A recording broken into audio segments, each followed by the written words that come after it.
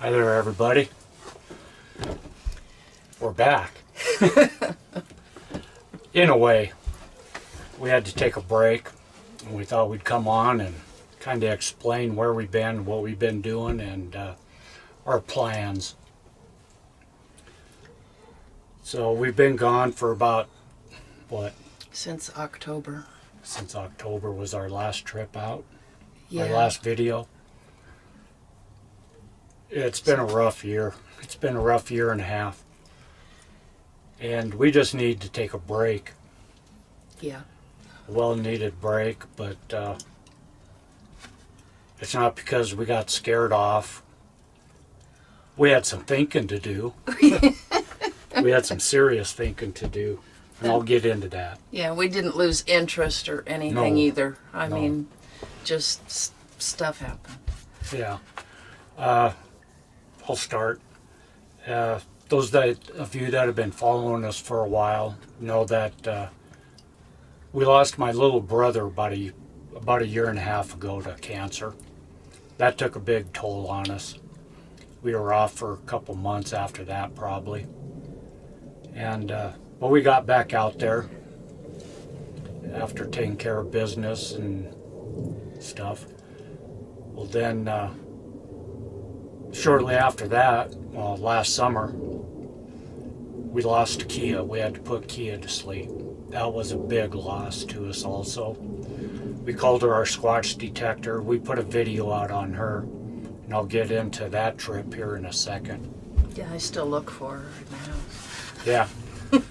And she didn't go out on our hikes with us towards the end because she was getting up there in age.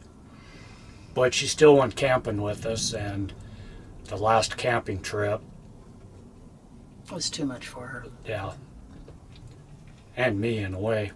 Yeah. Okay, so then after that, in November, October October, 30th. Ingrid's brother passed away. So that, and they live in Livingston, Montana. And so when we got the call, we had to take off right away because he had been flown to Salt Lake City, Utah. They were going to try to save him. So we took off from here right away and went to Salt Lake City, and where our sister-in-law was, his wife. And it was too late. By the time we got there, he was actually, in my opinion, He was gone before they had him on the helicopter to go down to Salt Lake City. Yeah. There was no coming back from that. He had a brain aneurysm burst. yeah, He'd been sick for about a year anyway. And so it shouldn't have been an unexpected occurrence, but it's hard. yeah. So in Salt Lake, we got business taken care of there and picked up Janet, our sister-in-law, and we took her back to Livingston, Montana. And so now Ingrid's dad, Ingvar, is living there. They shut the machine shop down, and he's living there all by himself. Janet lives a couple miles down the road. So we've been going back and forth between here and Livingston as often as possible and trying to take care of business and making sure he's okay. So all winter we've been doing that. And there was actually, after that, we were getting the truck ready because we wanted to go out on a hike. And it was right before we were going to take off and go to Montana. We were going to go on a hike one weekend and then to Montana the weekend after that. Well, after our last camping trip, we pulled the truck in. We're in the camper right now. And the reason why we're in the camper is we got another announcement that we're going to make at the end of this one. And so we backed the truck in on the side of the house and dropped the camper off. And I just pulled the truck forward in front of the camper behind the privacy gates. And that's where the truck stayed. while I was driving Ingrid's car in my Jeep. And so we thought, well, let's get the truck ready and we'll take that to Montana, but we'll go on a hike first and see how much snow's down there in our spot and stuff. And so Ingrid went to work that Monday, and I came out and started the truck up to warm it up because it was a little chilly and it had been sitting for about a month. Yeah. And the check engine light came on. And I thought, okay, it hasn't been that cold, but maybe the fuel gelled a little bit because it is a diesel truck. And I thought, okay, let it warm up. I limped it down to the gas station and filled the tank the rest of the way up. It was a little under 3/4, but I thought some fresh fuel would help it out. And then I got some de-icer and de-geller, and I put that in the fuel, and that didn't help. And so I opened the hood and climbed up into the engine compartment and found out that squirrels had made a nest in my engine compartment and eaten the wiring harness. Kia used to keep the squirrels at bay. Yeah. So it wasn't something we'd really had to worry about for the last 13 years. Yeah. Because we used to have problems with squirrels and cats getting in the boat. And they'd make nests in the boat under the cover. Well, as soon as we got Kia, that stopped. Yeah, she was very good at vermin control. Yeah. And so without Kia, the squirrels made a nest in the fender well, and like I said, they ate the wiring harness under the hood. So we took the car to Montana, which everything worked out fine.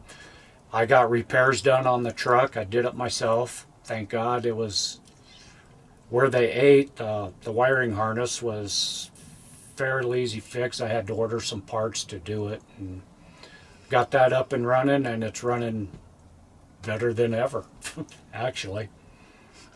Yay! Yeah. To do that, I had to buy an engine analyzer, and when I hooked it up, there was all sorts of codes that I didn't know were in there and stuff. So what I did is I just wiped everything clean. And bam! I can squeal tires from here to the top of the street now. So that's everything in a nutshell where we've been. Like I said, we didn't lose interest. We didn't get scared off.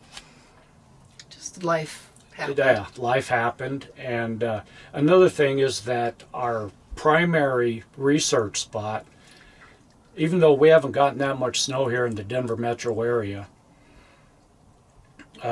they got slammed. We've been watching the weather reports down there pretty much all winter, and just last week they were supposed to get a foot of snow. And winds down there all winter have been above 20 miles an hour, pretty much consistent. That's hard to hike in. And we have found last spring, if you remember right in our videos up there, we found those full trees that were like 80, 90 feet tall, blowing over, all in a row. And the roots were up and everything else. And we don't want to be out there in the forest in 20 to 40 mile an hour winds. We've done that before, and that was stupid. Yeah, pretty much. And so, yeah, we've been watching it, but it's been that way all winter long. I got a friend that lives down in that area, and where he lives, winds have been pretty bad. But up in the area where we do go, it's been super bad. And we've tried hiking down there in 30 inches of snow before, and it didn't work. Yeah, it doesn't make for very good exploration. No. It's pretty, but... Yeah, so we thought that we would wait, and we wanted to go out last weekend, but then it snowed here in town. And we got 6 inches of the wettest snow. Wettest and heaviest snow. And if any of you followed the weather here about 3 weeks ago, we actually got 30 inches of snow right here in Denver area at our house. And the camper here, I didn't pop the camper down when I dropped it off the truck because I thought, okay, I'm going to leave it up. That way, if we decide that we do want to go, we can just slap it on the truck and get things ready and go. Plus, last time that I popped it down, and we got 27 inches of snow, and it was wet and heavy. It popped all the seams in the roof and destroyed the roof, and we had to pay $5,000 to have a new custom roof made. Well, this last snowstorm, we got 30 inches, 28 inches here, and wet and heavy. But I had the furnace on in here. I thought, okay, I'll keep the furnace on. That'll keep the roof warm and it'll melt off and stuff. And we were actually watching it from our TV room window, and it didn't look too bad. But the winds were blowing the snow off of the roof of the house onto the front of the camper. It was drifting pretty bad, yeah. So I had about a 3-foot drift on the front of the camper and only 20 inches on the back of the camper, if even that. Well, I couldn't see it from inside the house, and I come out and the whole front of the camper is leaning down. And so this corner right up here behind me, what happened is that the lifting mechanism with the weight of the snow, 36 inches of snow, had pulled out of the wall of the roof and collapsed and bent over. And that's all I needed. That was another problem in the cog. So I had to get the ladders out, and I shoveled the snow off of the roof and stuff, and I had to go through and the other day fix that leg. So that's 2 legs now up front. Both legs up front have broken on us since then, but it's stuff that I can fix myself. Just got a small divot in the roof up there that I've got to get something to fix that. Yeah, I see that. So we are planning some trips out. We're just waiting. We're supposed to get 4 more inches of snow tomorrow. And we've still got a few inches of snow in our backyard back here. So they're supposed to get 4 inches of snow down at our hiking area. But we will be getting back out here shortly. We're already planning it. Now, to go back to the trip with Kia, we never talked about it that I remember, explained anything about it. No, not really. It was last May, I believe, May or June. We got invited out to another researcher, a friend of ours, his spot. But it was an exclusive that somebody else, another researcher, was going to be filming, and it was exclusively her trip. But we got invited to go up and camp, and it was 4 days and 3 nights. And it's a place that I've been to before. And I've always wanted to go, so. Yeah, so we took the time off work, and we loaded the camper, and we loaded Kia up, and we went. Now, I did not film it because, like I said, it was exclusively somebody else's trip. And I just wanted to experience it without a camera. And what happened was unbelievable. The first thing is we got there, and I'm not going to name any names to protect their anonymity. But we pulled into the site, and we were the second ones there. And another gentleman was there, and he was sitting there in his lawn chair just waiting for us. So we backed into where we were going to camp, and we got all of our stuff all set up. And then the other people started to show up. They got all set up. We helped them set up and stuff. And I could feel presence right away. And the last time that I was there, I've actually been to 2 different spots up there now. And both places I've camped up there, we had activity. And both times I had slapping. The first night that we were there, the last time, we had a big slap in the middle of the night. It was about 2 o'clock in the morning. big and loud and high on the motorhome. And the same thing happened a couple of days later when we had moved the motorhome down to another spot. And so I was ready for this trip. You're jiggling the camera. Hmm? Every time you pound on the table, the camera jiggles. Don't whisper, tell me. Okay, you're jiggling the camera. And so like I said, this trip we were ready. We wanted to go, and we got all set up. And some people that were also there, they were camped up in a different spot. And they came down, and we were visiting and stuff. Well, Kia wanted to go pee. And so Ingrid and I put her on her leash, and we started up one trail. And we got, a quarter of a mile away from camp. Yeah, it was still fairly close. Yeah. And we were looking around, looking for structure and footprints and stuff. There was some marshy areas and stuff. It was still a little wet. And Ingrid stops. And she turns around and she says, "Did you hear something down there?" And the trail that we were on was at the base on one side went up a hill, but on the other side of the trail went down, and there was a creek bed down there. And so she turns around and she goes, "Did you hear something down there?" And she's pointing down towards the creek bed, and that's where the marshy area was. I said, "No, I actually didn't." And she goes, "Well, I've got to go." And I said, "Well, if there's a tree, just go right there. Nobody else is watching." And so she bent down to do her business, and I looked down at Kia, and Kia is alerted in the exact same area where Ingrid had pointed, and all of a sudden I hear some rustling down in the brush.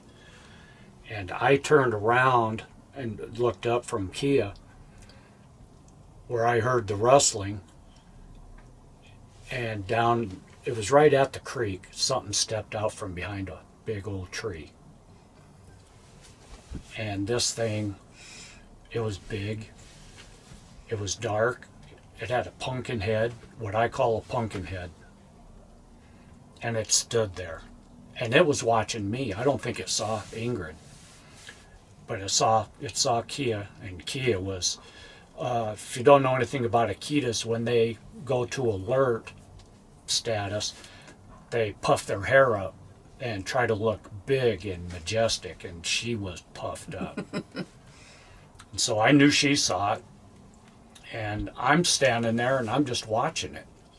And it would lean over like this, and then it would stand back up. And this is 50, 60 feet away. Something like that. And at this point, my back is to it. I don't know what's going on yet. Yeah. And all of a sudden, she stands up and she looks at me and she goes, "You see something, don't you?" Yeah. And I said, "Look at where you heard the rustling." And she turned around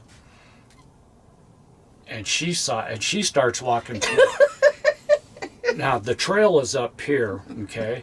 And there's a small hill maybe that goes down 8 feet and then levels off to a marsh area and then over to the creek bed, and then along the creek there's brush and trees. And we're back about 6 feet away from the edge of the little drop off. Well, she walks over. To the edge of the drop off. She wants to get a closer look at what's watching us. It didn't expect that movement, I don't think. And it's at dusk also. So we really didn't see A lot of features. full facial features. We saw the body features. We saw it from about the knees up because the tall grass that it was standing in was at about its knees. But the rest of the body, I figured that it was 7.5 to 8 feet tall and probably 3 feet wide. And just, it was black. Like I said, it had a pumpkin head. Mm-hmm. And the more that Ingrid would take a step towards it, and it would kind of stand up a little bit more because it was down like this. Ingrid would take another step, and it would get a little taller.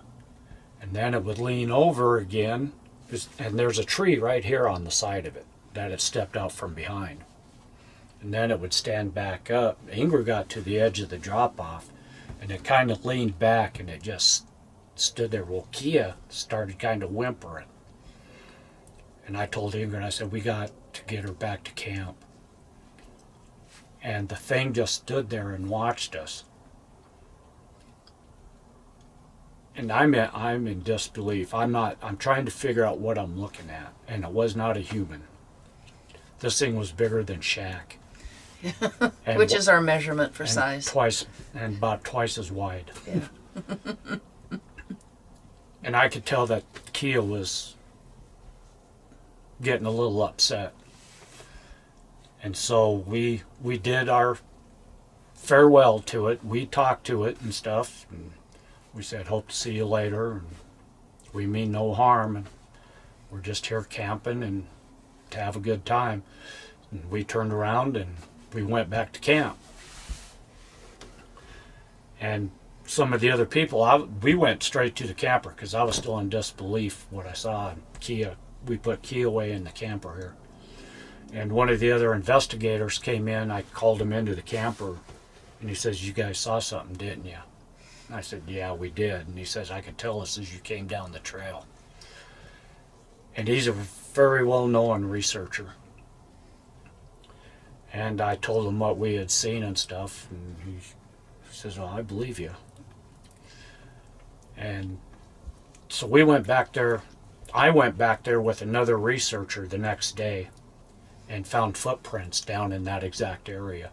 And down in the marsh, there was other footprints, and the footprints that we found down in the marsh area in the mud were about 18 inches big. And the footprints that were at the edge of the creek where it was standing, it was grassy, so it was just all matted down. You really couldn't see a good footprint. And we didn't go across the creek where it was. But yeah, there was footprints all the way down that marsh area. We followed the footprints, and they were 18, and that was with the water kind of filling them up and stuff. But that whole weekend, we were finding footprints all over the place. And where we put our outhouse, we got a portable outhouse, was halfway in between. It was in the trees in a flatty area between where we had our siding and our camp. So we'd have to walk into the trees from our campsite to use the outhouse. It didn't get a lot of use. I didn't mind, but I did find footprints back there in the flats. But they were old.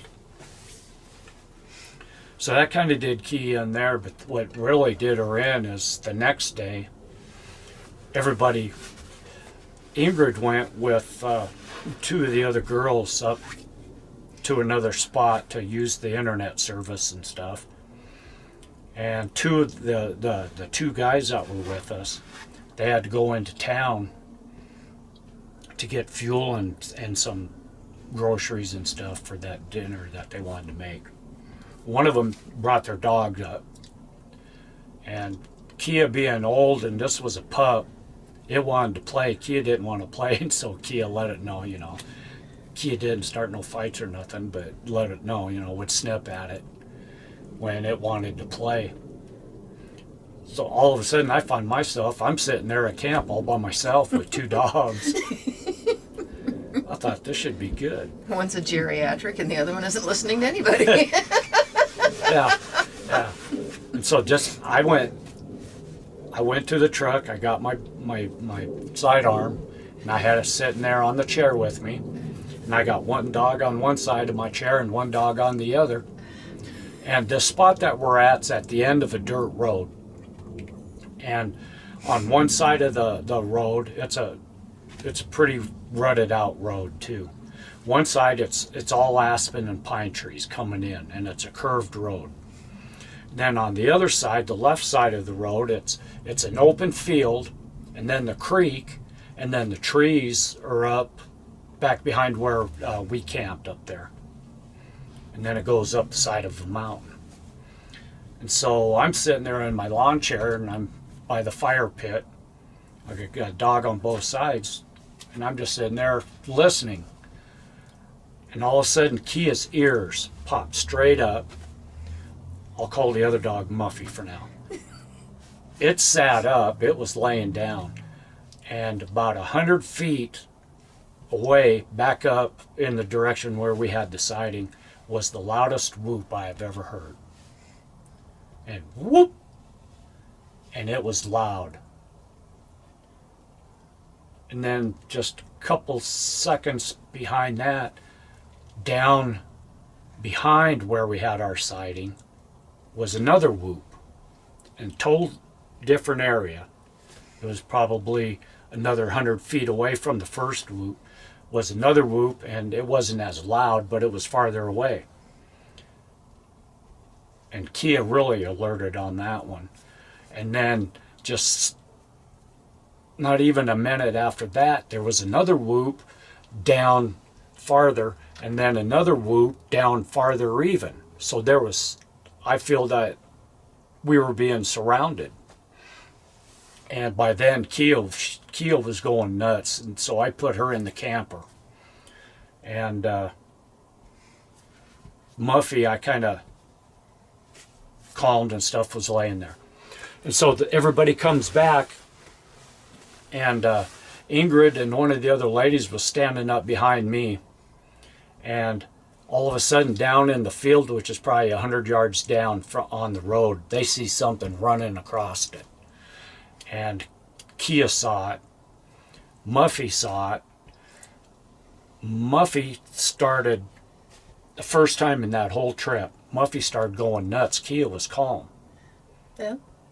Kia walked down to kind of calm Muffy down and to console her. And Muffy turned and actually attacked Kia. Totally turned from everything that had happened. So the two of them got into a fight, so we put Kia away. But after that, Kia was never really the same. And then the 4th of July came, and PTSD set in so bad that we had to put her in the hospital, and she never came out. So between that trip and the 4th of July, that did her in, and that kind of did us in. And after her brother passed away, and then we had to take a break. So that's where we've been. You want to add anything? No, I think you covered it. But we are coming back. Now, another announcement is that one other idea that we got is we do a lot of camping. We do a lot of hiking on our trips and stuff.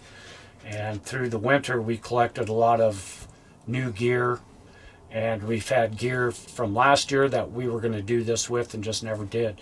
We're going to start doing product reviews of the gear that we use. And that's why we're in the camper actually right now, is because after I change batteries, we're going to do a product review of something that is really sharp and I think you'll all like.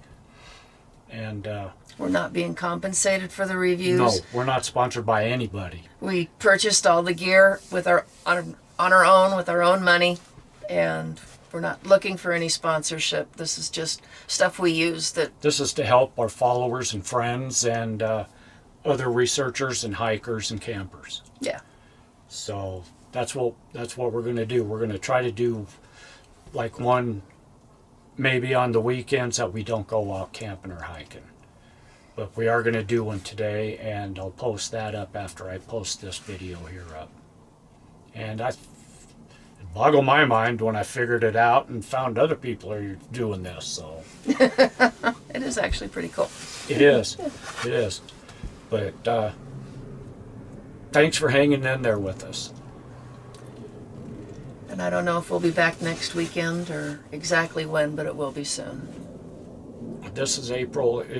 We're going to try and get our first trip into the season by the end of this month. So depending on how much snow they do get this week, maybe in 2 weeks we'll get out and at least explore and scout some spots. If our first spot is too bad, and then maybe we'll cruise down to the second spot, scout it out, and then maybe if we can we'll go in. We got Squatchzilla sitting right out here behind the camper. And all I gotta do is put the battery in it, and if not, we'll just hop on Squatchzilla and go for a scouting trip and take you along with us. Yeah. But we're not giving up. We've got too much invested and too many questions still. Yeah. We've collected a lot of information that's up here and in our videos, but that last trip, that last camping trip, that kind of, we had a lot of questions, and I did at least, and I had to kind of sort out and figure things out on it. I know what I saw. Mm-hmm. And there's a lot of other stuff that happened that whole weekend. I mean, to other people. And even after we left, there were still people there and something happened to them. And they're not talking about it. At least I haven't talked to them about it, and I haven't heard that they released anything on it. But this is the first time that I've actually talked about it, and it's taken me this long to actually be able to talk outright about it. I know what I saw, I know what I heard, and all this stuff happens when we don't have a camera.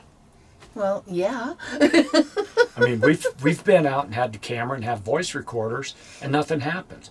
I turn the camera off, put the voice recorder away, and all hell breaks loose. Like the wild turkey calls that we were hearing. By the time I got the video recorder out, they quit. I put the video recorder away. It's like they knew, and they started back up again. And it wasn't a turkey. No, that was no turkey. I could tell the difference. But that's where we've been. And we will be back. And we want to thank all of our new subscribers. We have been still getting a lot of new subscribers. And on our first trip, I've got a list. We'll go through and do our shout outs and everything. And I will do one right now, because I watched some more of his videos. I subscribed to him like 3 years ago, and I made a comment 2 years ago on one of his videos, but then he kind of he disappeared off of my notification chart, so I thought that they had given up. Well, yesterday I got a notification that he liked a post that I made on one of his videos 2 years ago. And so I went in, and his channel had disappeared off my subscription list. And so I resubscribed today, and I contacted him through his comments and stuff, and him and I just made a couple comments with each other today. And I watched some more of his videos, the ones I didn't watch because I didn't know he was still around. And that is the Arizona Sasquatch. It's Steven down there, and he comes up to Colorado sometimes and researches and stuff. But he does voice analysis and stuff, audio analysis, I guess. And he's got some good ones down there. So go on to give him his channel a little look, and give him a subscribe. He's a good guy, and he does some really good video work. He's got some great information, and he's got video of actual alleged Sasquatch. To me, it looks that's what it is. And he's got two of them, two different videos, two different times, to where they look like Sasquatch to me through the trees. So give him a watch, and we'll be back out. I'm going to do a product review here after this, and both of these should be up by tomorrow. Hopefully this one I'll have up tonight, and maybe the product review tomorrow. Alrighty. Thanks for watching. Thanks for sticking with us.